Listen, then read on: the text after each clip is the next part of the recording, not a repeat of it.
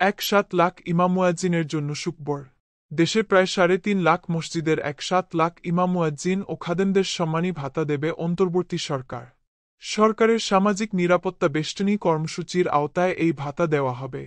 প্রথম দফায় দেশের 100% মসজিদে এই সম্মানী চালু করা হবে। পর্যায়ক্রমে বাকি মসজিদগুলোকেও এই কর্মসূচির আওতায় আনা হবে। প্রাথমিকভাবে ইমামকে দেয়া হবে 5,000 টাকা, মুয়াজ্জিন 4,000 এবং খাদেম পাবেন 3,000 টাকা। ইসলামিক ফাউন্ডেশনের সচিব মোহাম্মদ ইসমাইল হোসেন বলেন, সারা দেশে অন্তত 3.5 লাখ মসজিদ রয়েছে।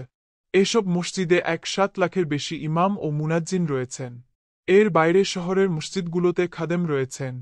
সরকার পরীক্ষামূলকভাবে প্রথম দফায় দেশের 100% মসজিদে এই কর্মসূচি চালু করবে। পরে ধাপে ধাপে সব মসজিদ এর আওতায় আসবে। কর্মসূচির আওতায় প্রতিটি মসজিদকে 1-2 হাজার করে টাকা দেওয়া হবে। একইভাবে মন্দিরের পুরোহিত ও অন্যান্য ধর্মীয় উপাসনালয়ের সংশ্লিষ্ট ব্যক্তিরাও এ ভাতার আওতায় আসবেন বলে ধর্ম মন্ত্রণালয় সূত্রে জানা গেছে।